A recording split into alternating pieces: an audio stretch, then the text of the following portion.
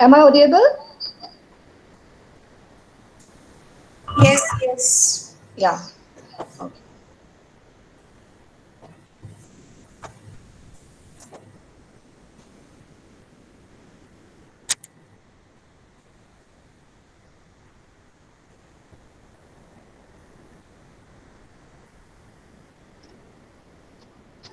Hello. Hello. Am I audible? Yes. Okay, thank Yeah, you. Nirmali.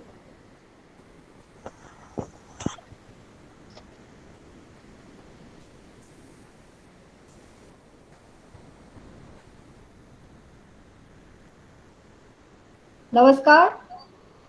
Good morning, and welcome to all of you today. Commemorating God's omnipresence, we are going to start the first day of online national seminar on online teaching and learning, issues and challenges. Respected dignitaries and all the distinguished presenters, contributors, then authors and entire academic fraternity present today.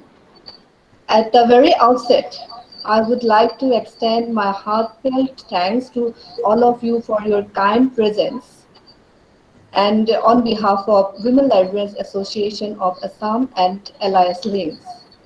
I, Konkana Vaishya, General Secretary of Women Librarians Association of Assam, is really very much privileged for being with you today.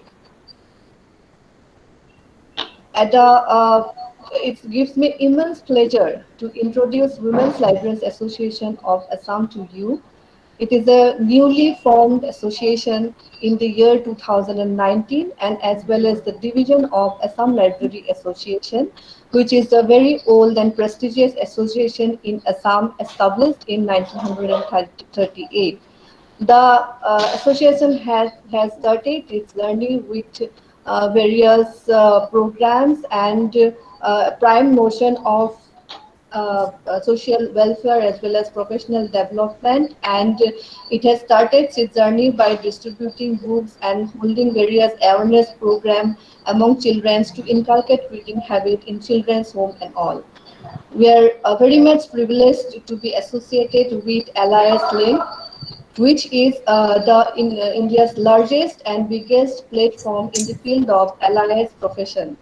And with 28,000 members, it has been working for the welfare of the LIS profession since 2008. The objective of the seminar is self-explanatory itself, as we all are witnessing the paradigm shift of teaching and learning in the realm of COVID-19 today.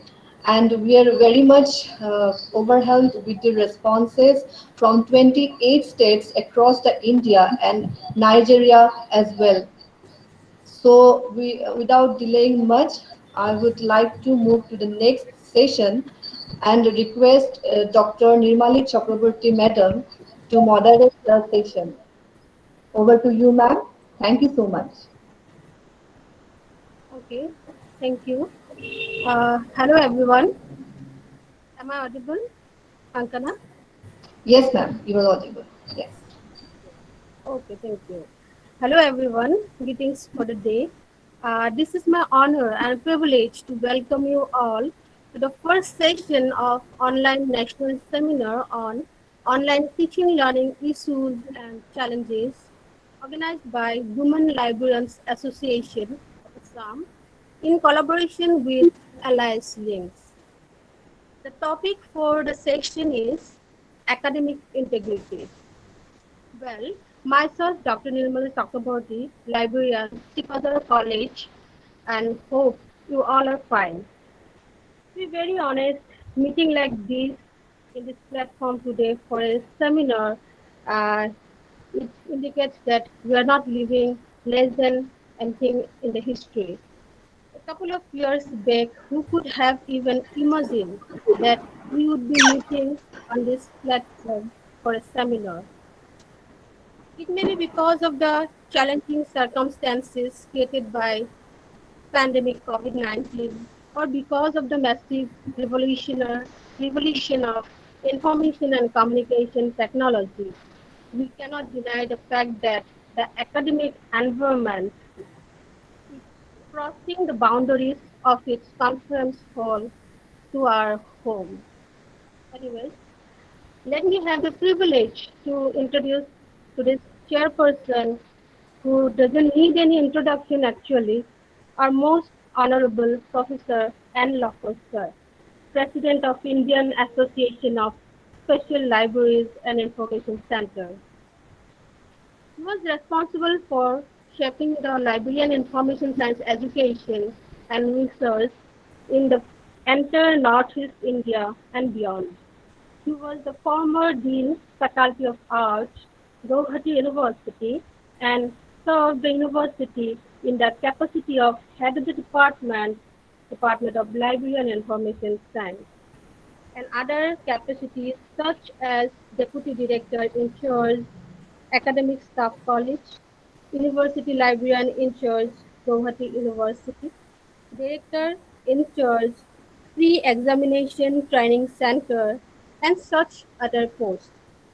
He has 30 years teaching experience in the postgraduate and research level in the university. Professor Lahkar has completed his master's degree in Library and Information Science and PhD from Guwahati University and MSc in Information Studies from University of Sheffield, United Kingdom, under special fellowship from British government. He also acted as former president, Assam College Librarians Association, former working president and general secretary of Assam Library Association, founder member of Raja Rammohan Roy Library Foundation, member of State Library Planning Committees of Manipur, Mizoram, and Nagaland.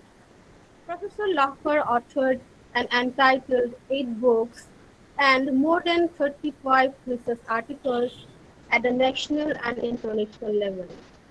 Under his guideship, 21 research scholars successfully completed their PhD degree. He has successfully completed 2 major research projects sponsored by ICSSR and UGC.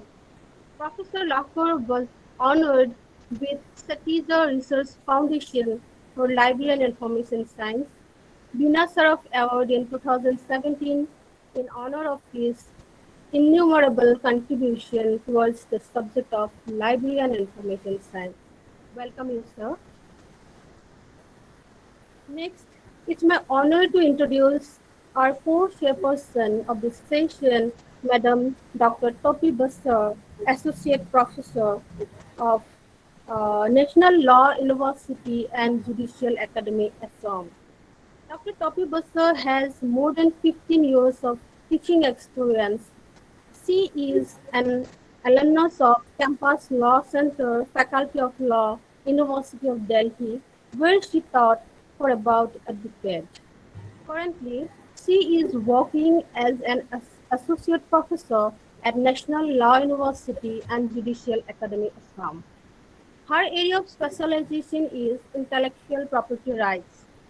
She is the first LLM and PhD in law from Arunachal Pradesh. Welcome you, ma'am. And today we have with us Mrs. Geetali Das, Madam, Joint Secretary of Women Librarians Association of Assam, as well as College Librarian, as a rapporteur of this session. Now, my humble request to Chairperson Sir to share the session and deliver the introductory speech. Please, sir. A very good morning to you all. I'm really happy to be here with you such a very academic program. I will be here for today or tomorrow, and I'm very much thankful to the organizer for asking me to meet you formally or informally. I'm my co-chairman, Dr. Topi, Rapporteur Geetali, and moderator is there with me.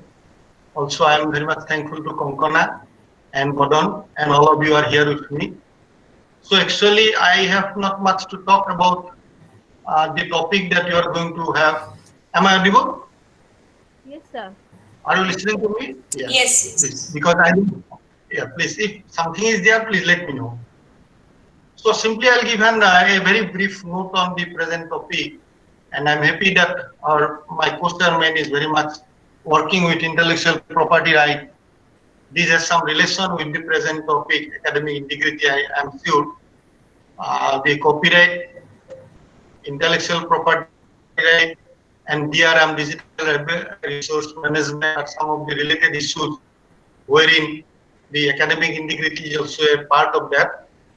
So actually, when we talk about academic integrity, I see that simply if you go to this one, it is simply plagiarism and cheating. We have to avoid plagiarism. We have to avoid cheating. We have to be more honest. There is no harm in following the write-up, in presenting the write-up of others, but the acknowledgement is must. You should not claim a copy of your own, which is done by other people. That is dishonesty. Academic dishonesty will come to that. So for that, actually we have to know particularly about a particular reference style. We have to follow a reference style in order to inform people which are the topic I'm consulting of my report, and we have to give scope to the other people that these are the paper I have consulted. If you require more, you go ahead of this. So in this way, the one-way reference style, the other way cheating should be avoided. The third one is another point. Recently, I have come across a particular seminar where it is based. The internet has made us possible to seed the things. Internet is helping us to seed the things, to copy the things. It is a correct one. The other way also it is there. Internet has helped us in controlling the sitting. Yes, that also right. Internet always helping us in controlling it, because there are lots of sources are there from where we will be able to identify what is not under academic integrity. So this way we have to follow this one. So as I told you, honesty is one of the best way to avoid disintegration, to be the academic, to avail the academic integrity. Trust is another way. We have to develop trust among ourselves. The fairness in preparing the document. The fairness in preparing the document. You have to be clear. Mindset should be in such a way that we are reporting what we know. Taking the help of other people, of course, no doubt. If we are taking the help of other people, either textual reference or general reference should always be there. Respect those people who have already contributed to the area,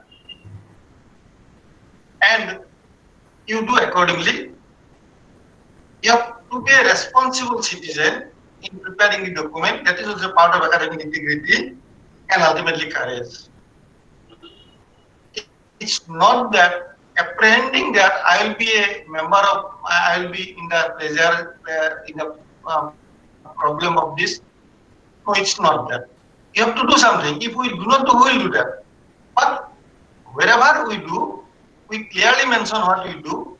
Whenever you follow other sources, you clearly acknowledge the sources. Acknowledge this is one of the best way of showing our academic integrity. That is what my submission is to the group. Go ahead. Don't apprehend that you will be under a problem. Go ahead. Follow document. Consult document. Present the concept of the document in your own way. Wherever it is necessary, you acknowledge in a proper way by following certain reference tools. That is how we will be able to develop the confidence of the people. We will be able to develop the society. We will be able to develop the whole gambit. So, in my opinion, again I am saying, don't apprehend.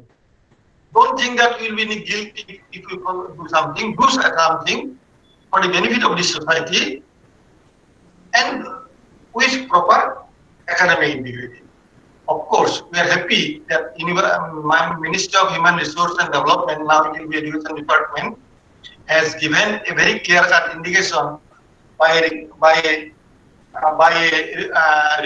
notification in the form of promotion of academic integrity and prevention of plagiarism in higher education institution. It is only in 2018, July 23. It has given us guidance how to maintain the academic integrity. If not, what may be the penalty, all these are given very clearly, and individual university, individual institute can go ahead with the application of this notification. And in that context, I am sure that librarians have to take a great role in the society in order to inform people about the maintenance of academic integrity. Rather, librarians should teach our academic fraternity how to acknowledge the document in a way of referencing and what are the sources in of this what I can say, intellectual property right, copyright, and the digital right management. If we can create an environment in such a way, I am very much sure that librarians will be well placed in the society, and I hope this is a platform where we can discuss about these issues. And I am expecting that a good and successful program will be at the end will be getting by the being organized by the organization Women Librarian Association of Assam. With that, I hope I offer my best of luck to you all presenter as well as those who are participating, and I hope that this seminar will give you a moral courage in developing the academic integrity. Thank you very much. Thank you, sir. There is a small announcement for the participants and paper presenters. I request all the paper presenters to present their paper with a maximum of 10 minutes duration. I request all the participants not to present or share their screens and unmute themselves throughout the session. Moreover, I request the participants to post their questions on the chat box. So let us go for the presentation part. At the outset, I want to request Mr. Siradip Basar to present his paper. Thank you very much, ma'am. I believe I'm audible. Yeah, you are audible. Good morning to one and all. First and foremost, I would like to thank the organizers, LIS Links and Assam Women Library Association for organizing this online seminar on teaching issues and challenges in this current context. And without wasting much of my time, I would directly go to my presentation.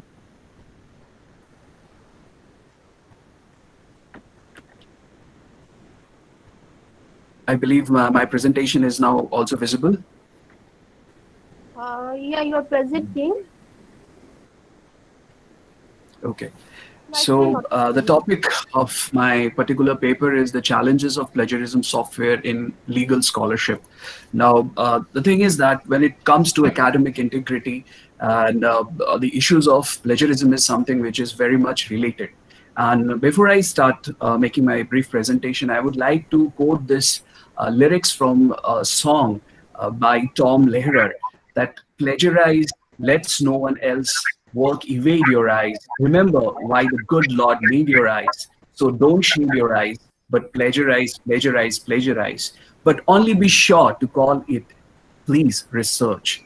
So the thing is that in this current context, when it comes to research and to be very specific with respect to legal research, the challenges as regards plagiarism is something which is pretty much pertinent. And this topic of plagiarism, it has garnered increasingly, and it has also drawn a lot of attention prompted by veritable plethora of pretty much high profile instances of perceived or even proven plagiarism. And this increased media attention also directed towards the outing of several malfeasors in academic institutions, in judicial institutions also. Since I'm on legal scholarship, I'll focus more on the law side of it. And the publication by scholars, statistics demonstrating a growing inclination on the part of universities and other education institutions have become a major concern. Now, the fundamental problem of plagiarism in any kind of scholarship is not just to use another's words or ideas, because we do use it, right? And the thing is that the problem is when we are passing them off as our own idea. That's the problem. When we are not acknowledging the same, as Honorable Chairperson Professor Lahkar has rightly pointed out, that we should acknowledge that is where the academic integrity lies. Now, coming directly to this issue of legal scholarship, I'll just draw your attention to one particular case, not in India though, I'll come to the Indian part, but it is from United States. It was a long time back, this was a District Court of Michigan in the United States, and this Eastern District Court of Michigan, in this case of Easley versus University of Michigan Board of Regents, clearly held that a law student who uses the words or ideas of someone else without proper attribution may be suspended or even expelled from the law school. So we have seen that when it comes to law schools, when it comes to legal institutions, the legal paradigm is pretty much complex at the same point of time. But when it comes to the judicial intervention on the same, we have seen United States judiciary came pretty much heavy on such legal scholars who uses their ideas, someone else's ideas or words, and passing them as their own. And this penalty is also applicable if the same has not been an intentional passing off, but a product of ineptitude or of an educational deficit. So this is the idea which was pretty much there clear, that you cannot pass off someone else's idea as your own without proper citation. So not only this, the students, but also other facets of legal scholarship, which includes legal academics, even lawyers and judges, to be very specific, they have also faced a lot of issues of plagiarism. Especially another case, this is from Philippines, where one particular Honorable Justice Marino C. del Castillo was accused of plagiarizing few portion of his judgment, which was taken from another thing, which was in Minua versus Romula. Now, what happened is that Del Castillo, what he did is that he took particular part of a particular judgment, Vinua versus Romula judgment, and he put it in his presentation in his particular case. Now, this matter was also taken in front of the Court of Law in Philippines, and because there were two questions that came in front, whether Justice Castillo committed the act of plagiarism, and or whether from wherever sources were from where he has taken that particular portion in his judgment, whether he has twisted the work of the original author in order to support his own decision. Unfortunately, in this particular case, the court held that it was just a case of bad footnoting rather than theft or deceit, and it was more a matter of concerning clarity of writing rather than ethics. And the Honorable Court also decreed that there was no twisting of words. However, when I refer to this judgment, there was a dissenting opinion given by one of the judges, Justice Sereno, Maria Lourdes A. Sereno. In her dissenting judgment, she rightly pointed it out that the finding of plagiarism must be distinguished from a finding of liability which is resulting from such plagiarism. And in her dissenting judgment, she went to the extent of citing the issue of copyright infringement, which was pretty much pointed out, and she extensively even tabularized the instances of alleged plagiarism in that particular text and side by side the original sources. But unfortunately, it was the dissenting opinion, but dissenting opinion also gives you an idea about the other things.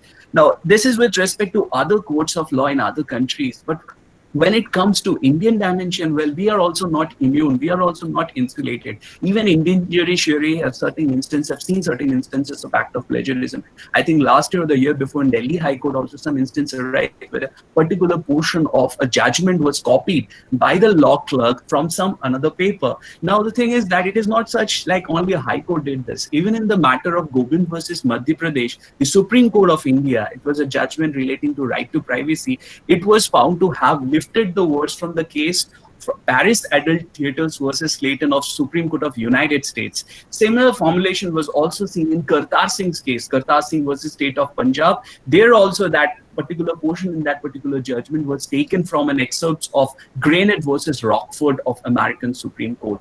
So there are several distinguishing features, although my paper is on the legal software. So due to paucity of time, I'll just pass it through very swiftly, that when it comes to the distinguishing feature of plagiarism against copyright infringement, we should keep in mind that plagiarism is an ethical issue, while copyright infringement is a legal one. Now, but the things have also changed over the period of time, and with the formulation of several regulations, even in our country, things are also changing. But if you see our regulation in our country, the penal provisions are pretty much different than that of what we can see in copyright infringement. Plagiarism has been defined in several research, misconduct policies, while copyright infringement usually find the definition in a particular national law or a federal law. And when it comes to the definition of plagiarism, it may also extend to the ideas. While when it comes to the case of copyright infringement, it doesn't. There is also an element of public domain which is included in case of plagiarism, but it isn't with respect to copyright infringement. Even the fair use exception is available with respect to copyright infringement, while it is not in the case of plagiarism. So there are several types of plagiarism also, which you will also come across, and these categories, this is just an inclusive list. I believe there are many such other categories like copy-paste, word switch, style plagiarism, metaphor plagiarism, idea plagiarism, so on and so forth. Now, when it comes to legal academe, the challenge of plagiarism is pretty much there. And what we have seen up lately, that because several professors, students, researchers, they're also found plagiarizing, representing someone else's work as their own, and that has affected the promotion, tenure, salary, etc., etc. But when it comes to the law universities, especially the national law schools and law universities, they're in first line of action because the exposure in national law schools are comparatively a bit different from that of other traditional form. But I believe now things are also changing, be it a traditional one or a national one. Plagiarism is something which is pretty much open now, because now students are more inclined towards ebooks. They are more inclined towards online databases, and we have exposure to all online databases, be it Hein Online, Kluwer Arbitration, Westlaw, LexisNexis. So it's very easy for them to just copy and paste it. Those times are gone when I won't say I was a part of it, but my senior professors, they used to tell me that they had to go to other national libraries in other countries, even other states of our country, to find a particular material. But now it is not a problem. You can have access sitting in here in your room itself. You can access to those resources. So that also brings, so with opportunity, there comes challenges. So now the opportunity is pretty much wide. The challenges are wider in nature. So this is what, now in order to tap these kind of situations, there are several plagiarism softwares in the market. Now plagiarism detection and many of these detection tools have been developed by researchers, but they have certain limitations also, because they cannot prove what, they just show that this particular document has been plagiarized from another document, but it is not a conclusive proof of showing an evidence that it is totally like, because you will see that there's a similarity what they will say, and when it comes to legal research, the challenge is even more. I'll tell you why. Because I've been using Turnitin for quite a long time, and there were several other softwares also which are in the market of lately, and I have drawn some of comparative analysis also as regards the same. When it comes to legal research, many at times what happens is that our students, even myself, we have to refer to a particular provision of a particular law, or even a paragraph from a judgment in verbatim. Now, when we refer that, then what happens with respect to this software, they identify and they put it as it has been copied. But the thing is that we have to ensure as a researcher or as a student also, that we have to go to the settings, we have to ensure that we exclude, we have to put that particular paragraph in inverted comma so that it is excluded. And it's also challenges for a faculty member to individually look into those aspects, because for example, I'll just cite one simple example here, the Universal Declaration of Human Rights. This is the declaration, and the student or a researcher, even the faculty in their paper, have mentioned that all throughout his particular or her particular paper. Now, the plagiarism software also detect it has been copied from somewhere. But the thing is that this is the name of a legislation which we cannot change. Even a particular provision from that particular declaration, if we cite it, it keeps on showing as copied. Second challenge which I have also noticed is that if a particular software, they have their own repository. Now what happens is that in their repository, a particular student has run that particular paper and it has copied that in its repository. Now what happened, I, for example, have referred to a particular book by Upendra Bakshi to write a paper on human rights. So I took that original text by Upendra Bakshi and I referred him. And when I run that particular paper of mine in the software, I found that that portion is showing, even though I have cited it, it is showing to have been copied from a student paper submitted somewhere else. Now, that particular software in its repository shows it as a student paper submitted. But the thing is that the original text is of Upendra Bakshi, but the software will not give you the original source. That also happens in several occasions. The third factor that I have also realized is that it's very easy if I watch a video or a lecture, and if that particular video or lecture has not been converted into a print format or even electronic format, I can simply listen to it, type it, and paste it. This software cannot detect that. The software cannot detect those video files or those podcasts which I listen and convert. This also happens with several scanned copies. It's very difficult. So these are some of the challenges which I have realized. But in order to combat that, in our country, we have adopted University Grant Commission Promotion of Academic Integrity, Prevention of Plagiarism in Higher Education's Regulation of 2018, where it clearly highlights several factors, but it also excludes the software. They have to also consider, as a scholar also, we have to consider that similarity checks for the plagiarism shall exclude any quoted work, references, bibliography, table of content, acknowledgement, generic terms, laws, standard equations. So this is a challenge which in fact remains. So finally, I would like to conclude within my time frame that the technical drawbacks of this plagiarism software will sooner or later be identified and fixed, but the core objective of promotion of academic integrity lies in the ethical lines, and be it a national regulation adopted by a statutory body like UGC or individual policy adopted by any law school in accordance with that regulation of UGC, the ultimate goal should aim for a community ethos. After all, the law schools have to enter the sense of ethos amongst its fraternity. That legal profession demands integrity, to one shall attempt to attain the same. Thank you very much. Thank you, Dr. Basar. Actually, it's a good presentation. Thank you, Mr. And Basar. especially you are highlighting many issues relating to law fraternity. It's good. Keep ahead. And I think time is one of the major issues that nowadays Basar has taken the right time of no doubt.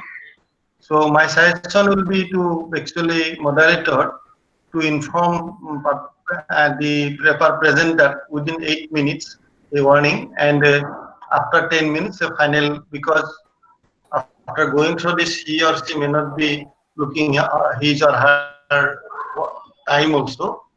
So that's why the reporter will, Nirmali, take care of this thing within 8 minutes. Just give a signal to conclude, and within 10 minutes make him finalize. Thank you. Let us go to the Nirmali. You go ahead. Yes, for Nirmali. Thank you, Mr. Basar. Now I request Ms. Nilakshi Sharma to present her paper.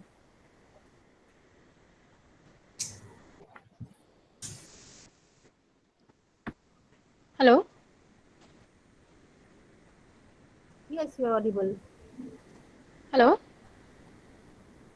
Yes, very good morning to everyone.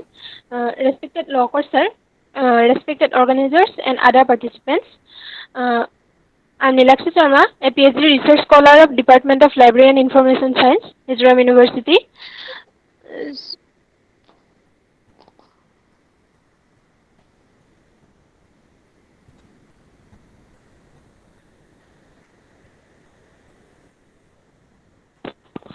Hello.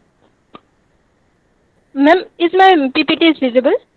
Yes, you are presenting. Yes.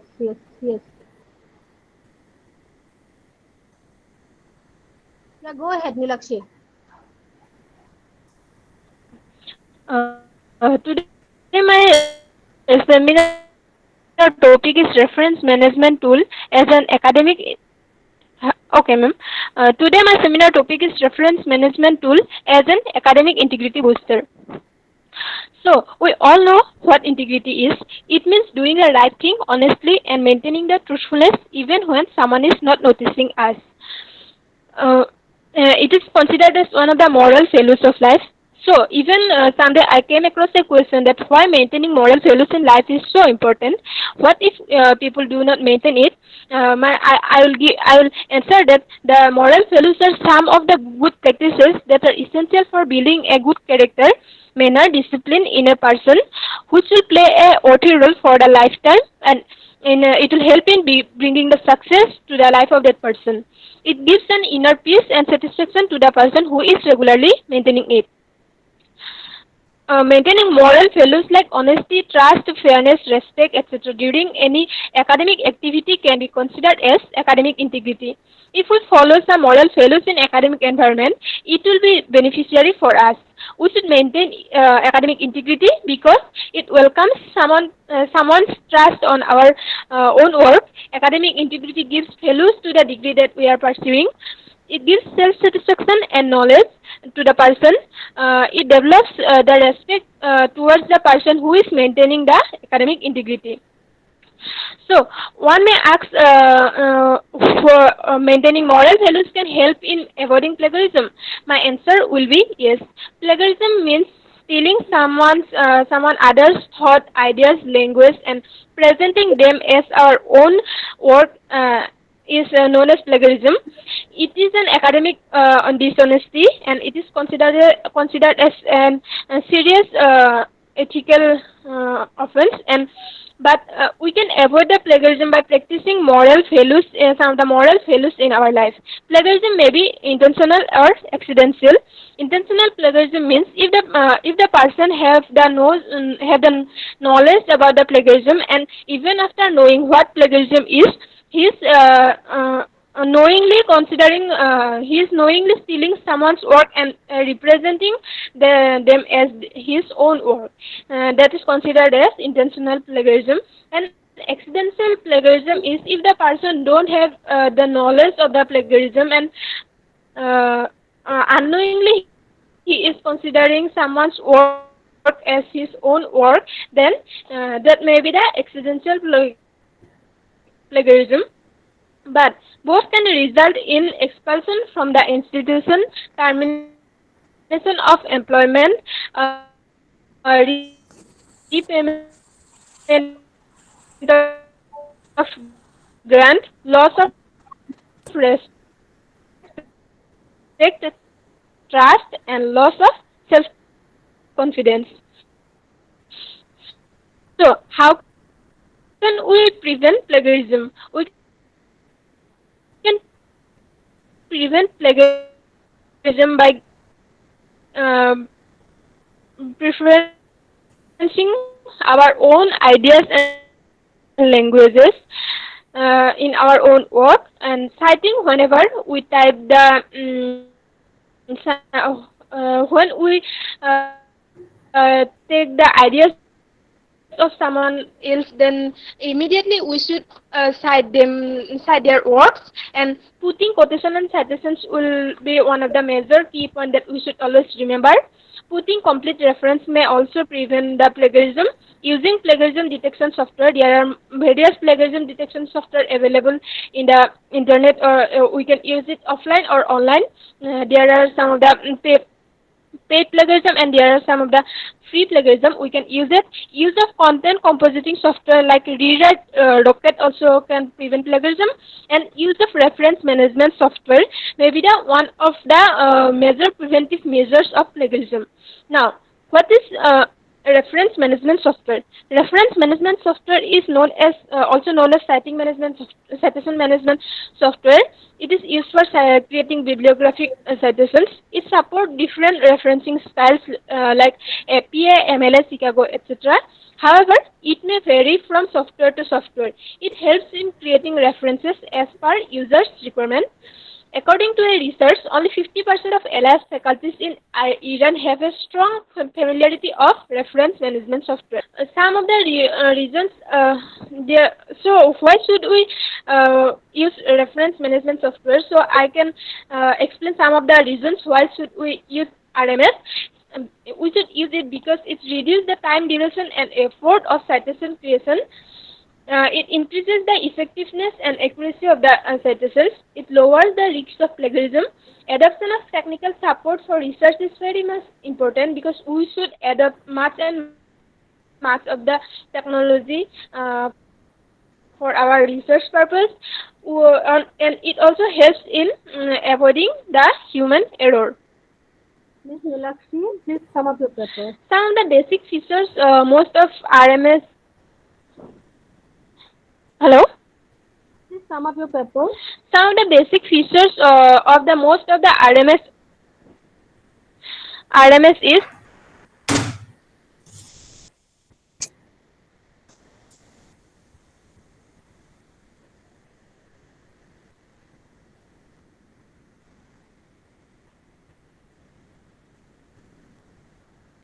Yeah, go ahead. I think some network problem is there.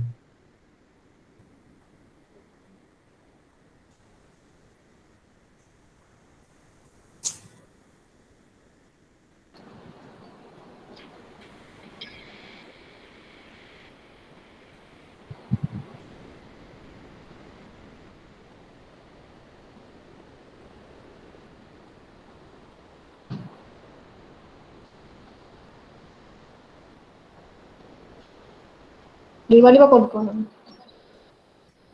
Should we proceed? Sir, should we proceed? hello. Yeah. Please sum up, Nilakshi. Is it okay, Nilakshi?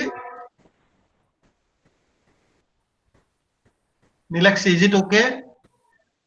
Are you Yes, sir. able to hear Hello. me, Nilakshi? Yes, yes, sir. Yes, sir. Okay, sir. So, because RMS is very much user friendly. Most of the RMS are very much user friendly.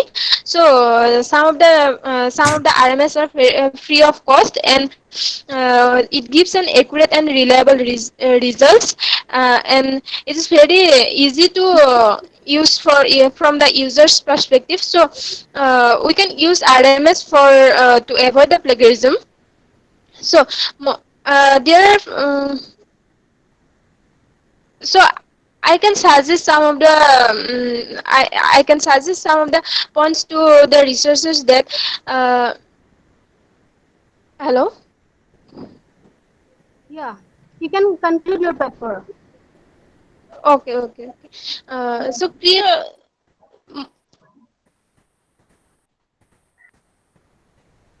So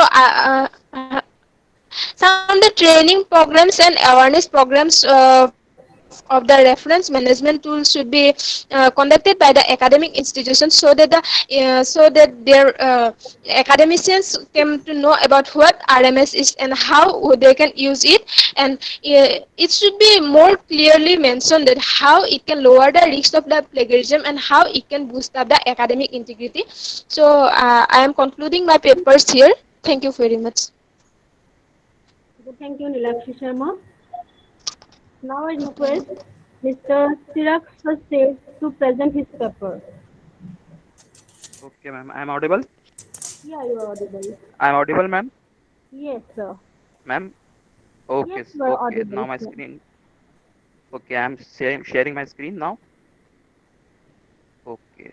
I think the screen has also shared. Okay. Now everyone can see my PowerPoint presentation over here. Yes, yes. Yes. Okay. Now I'm starting. Okay. And morning to all of you. My name is Chirag Sachdev, and I am from DAV University, Indore district of Madhya Pradesh. Okay. First of all, I am very thankful to the organizing committee chairperson and co-chairperson for allowing me to present my research paper. Okay, my research paper title is Challenges in Academic Writing with Integrity and how it is to be solved. Okay. Now I define my outline of my presentation. Here, first I'm giving introduction of the paper, then literature review, objective in the article which I use, data methodology, findings of major challenges, recommendations to solve them, and conclusion, then reference. Okay. first we have to understand what is academic writing basically is. Academic writing is different from simple writing. In simple writing, we always use unofficial sources or medium to forward or communicate with some other person. But in academic writing, it should be always in skilled manner, and on that basis, various journals, articles, research papers, reviews, theses, reports, experiments, etc. are can be written. Afterwards, I'm defining the challenges, and the other thing is the how can be resolved. Okay. Here in literature review, we have to understand every person have many reviews to understand others features like community exercise. It should be based on community side. It should be benefited to the community. It should be critical reading. Critical reading is always also important issue in while writing any academic writing. Language is also an important issue, so that the reader can understand the controlling of ideas. Ideas should be of himself, and describing in other form. It should be reader friendliness. It should be read by any reader in a complement manner. And the other sources are it should be logical, sequential, technical, and non-ambiguous. Okay. Now, objective of my research paper. I have to explain how academic writing is different from simple writing that I have explained. Then types of challenges, how academic writing is to be written, control of academic dishonesties, tools required for components, facts and actions required. Okay. Now I have a data of the Web of Science and the Science Citation Index in climate analytics, which I clearly mentioned that there are huge gap between the two nations, US and our nation, in writing research paper, in around six subjects. We have to clear understand. So this problem has been there, for mentioning that we have problem in analyzing our research papers. Okay. So why this is going to be happen? Okay. The main challenges over here is academic dishonesty. The academic dishonesty is based on many factors, like cheating of some others person documents, facilitation or fabrication of somebody else, multiple submission of a single copy, and some other like. This is the major challenge. Lack of research training. The researcher has not trained much. Lack of confidence levels of business units. Business units would have lack of confidence towards the researcher. They have to defend research paper from overlapping. Overlapping is a very good point to from which plagiarism we can choose to deactivate it.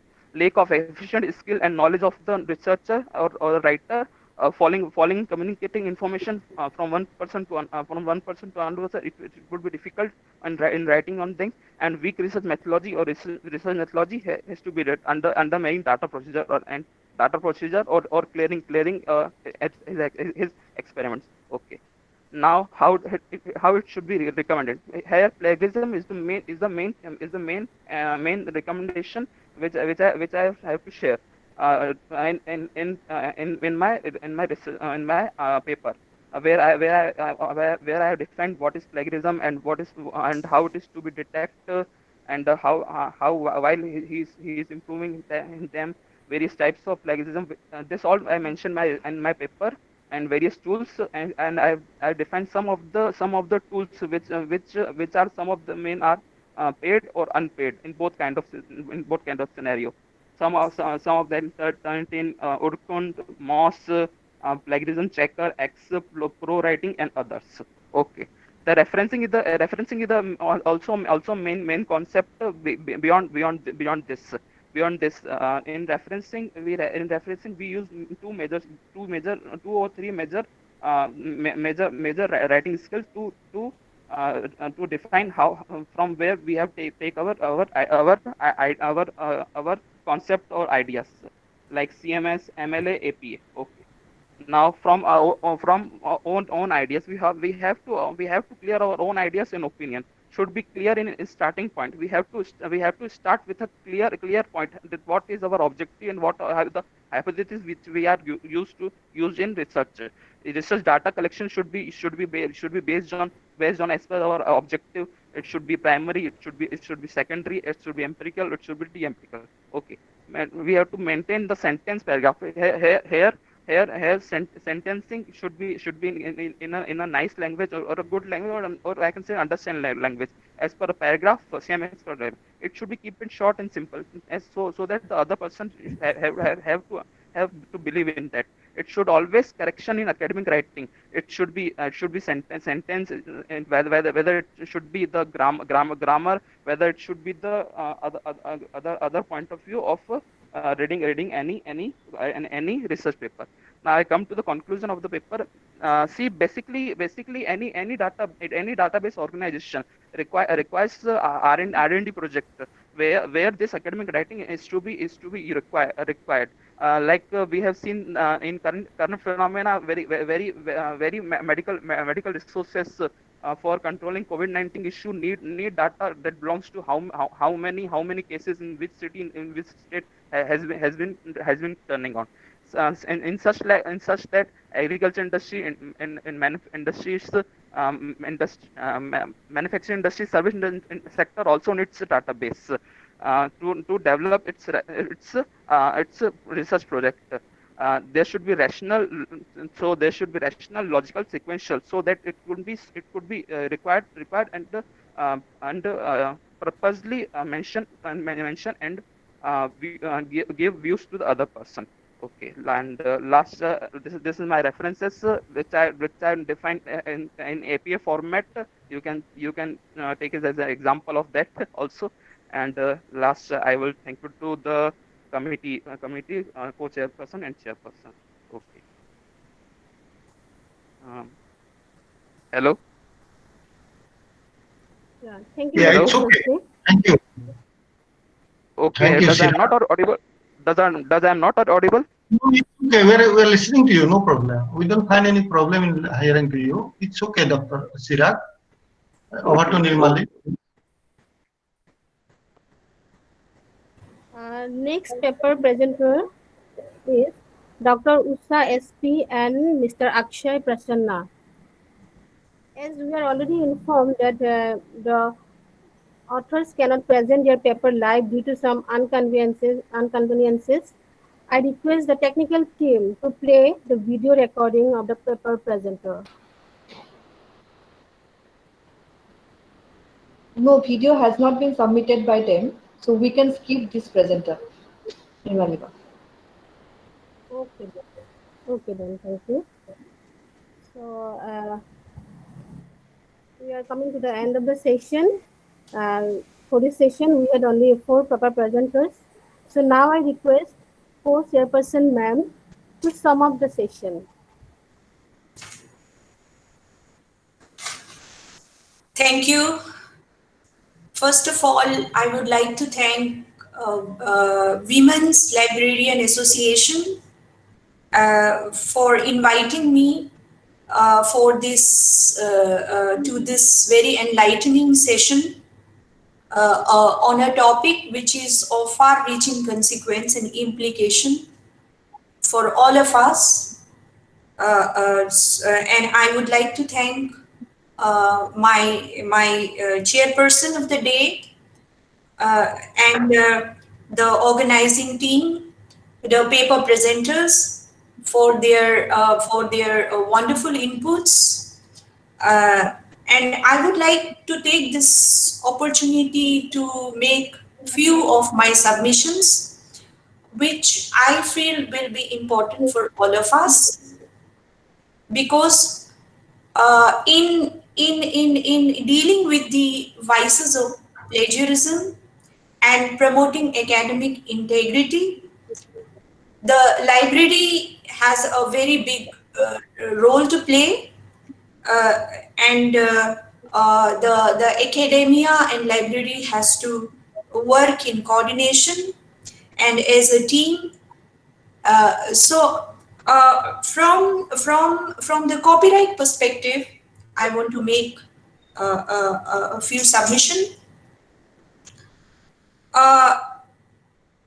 We had a very landmark judgment called DU photocopy case, in which a very important judgment has been delivered by the division bench of the Delhi High Court. This case was in relation to use of course packs by the students, which was made available to them by the university through a photocopier situated in their premise. The publishers of the book, they are the big publishers like Oxford and the chancellors, etc.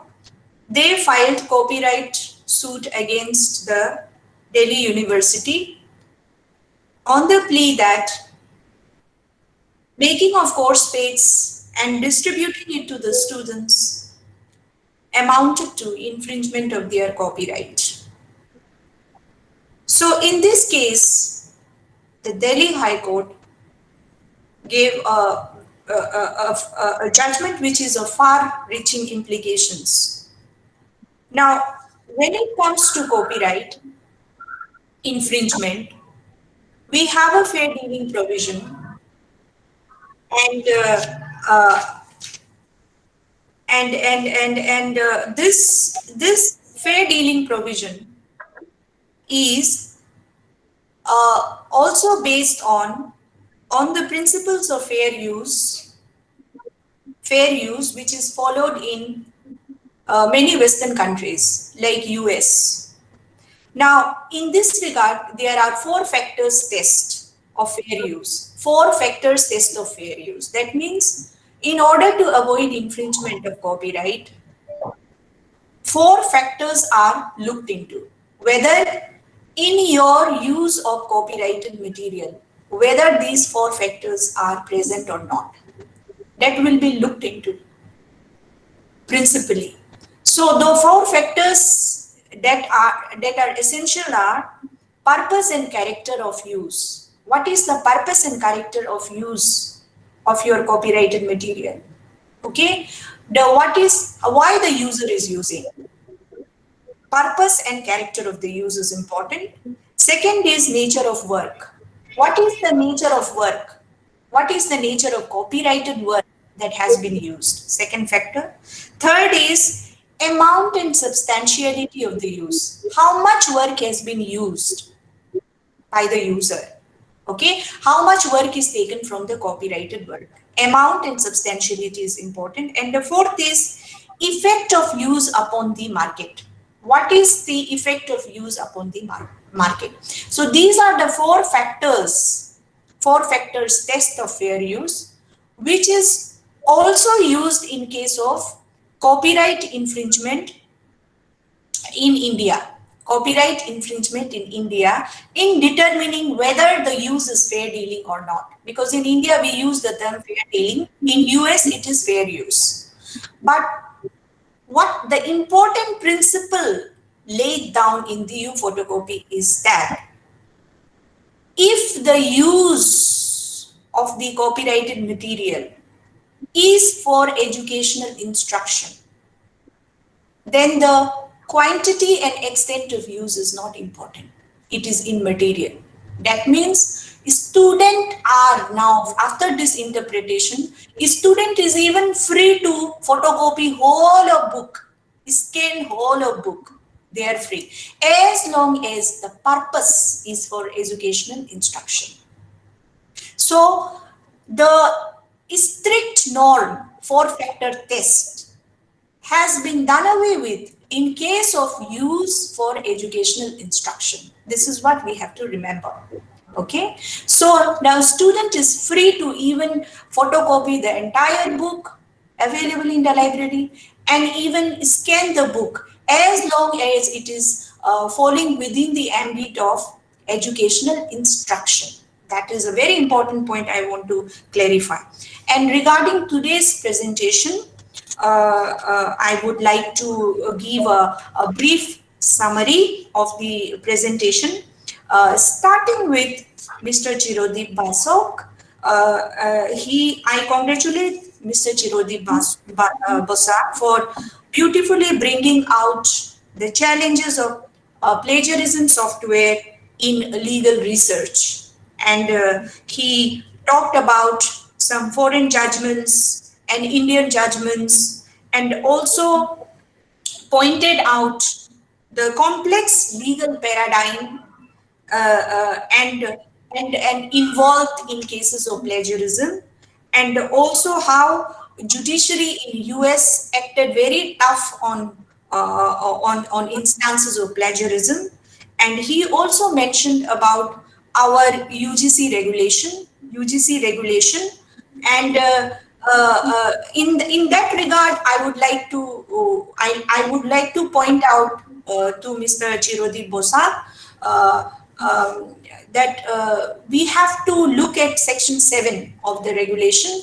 Section 7 of the regulation excludes certain categories of work from the similarity checks. They are excluded, such as all generic terms are excluded, or laws are excluded, or standard symbols and standard equations, and all quoted work reproduced with necessary permission and attribution are excluded. References, bibliography, index, preface, all these acknowledgements, these are all excluded under Section 7.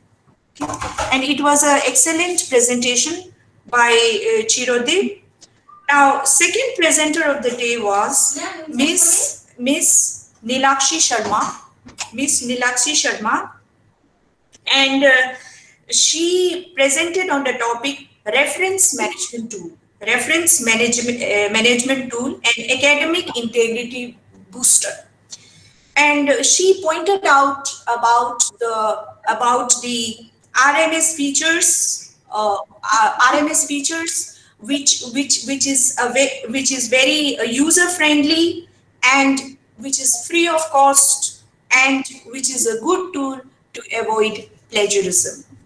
And the next, the final presenter of the day was Mr. Chirag Sachdev, and he talked about challenges in academic writing, and he pointed out the techniques of academic writing, and also identified major research challenges, and gave several recommendations which we can use to make our academic writing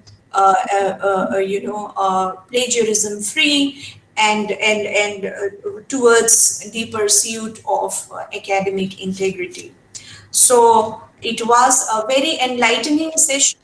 I also learned a lot, and thank you once again to the organizing team and the presenter and my chairperson. Thank you so much. Thank you, ma'am. There is a question for Mr. Chirodip Basar. What is the basic difference in between Urkund and Turnitin? A question from participant. We are not able to hear Chirodip's voice.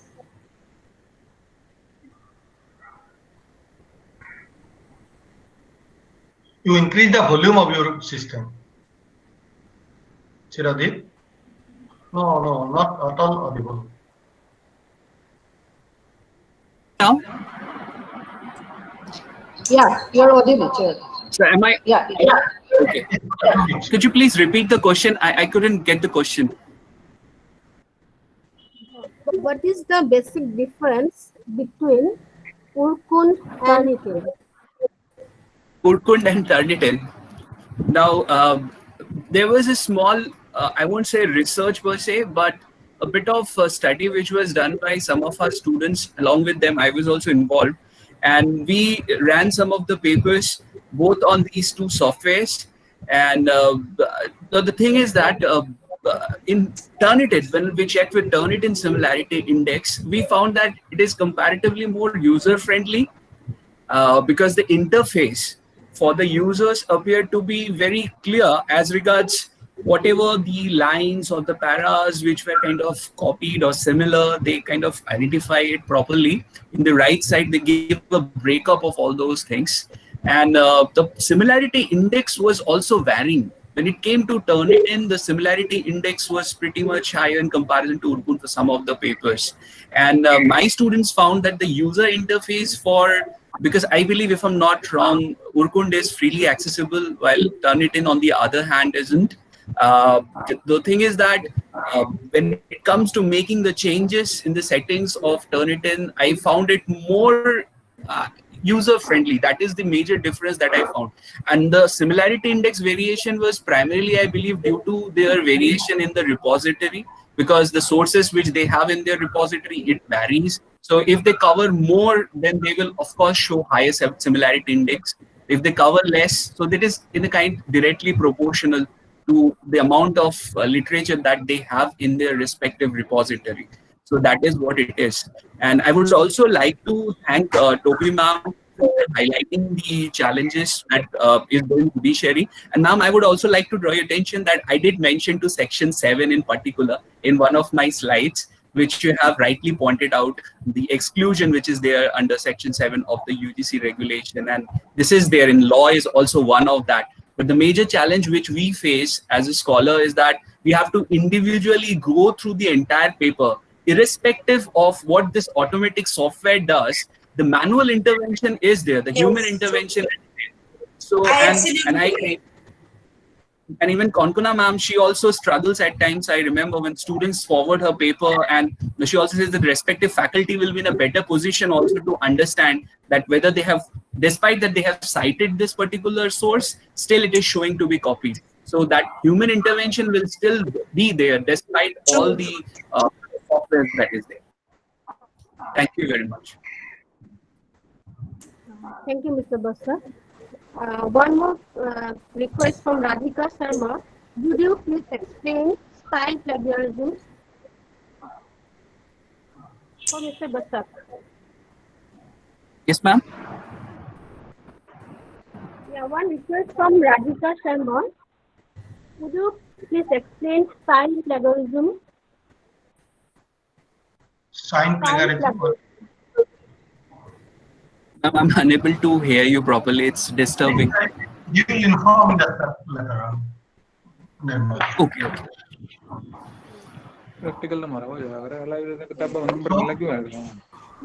Actually, I was looking into the chat box, hoping that there will be some question on the chat box, because that is what they decided.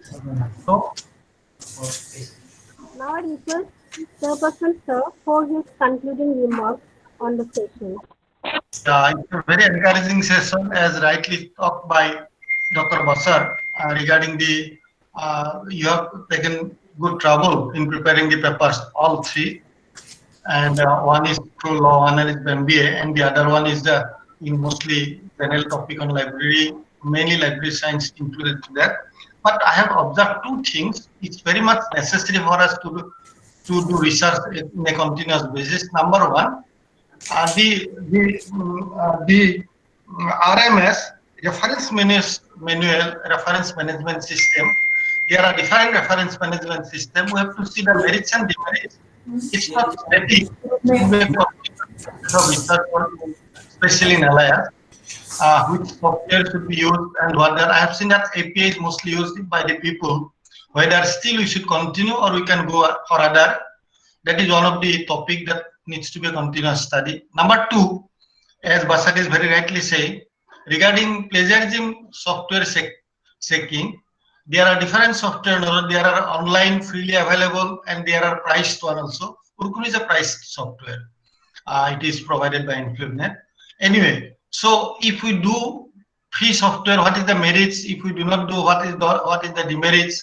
Again, whether Urkun But once you cannot decide, whatever you have decided today, tomorrow may be changed also.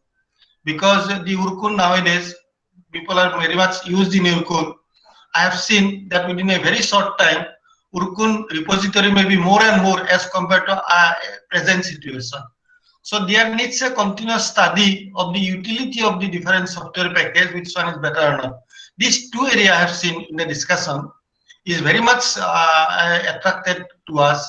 One is that RMS, which one is very much continuously. You cannot decide, it's not a static one. Today it may be, but we should have a study on that. The other one is the software packages. With that few words, I'm very much thankful to this Co-Chairperson, your Nirmali as well as Geetali. I thank to organizer headed by Konkana Busha for giving us a chance, giving you also a chance to listen to the people about the academic integrity.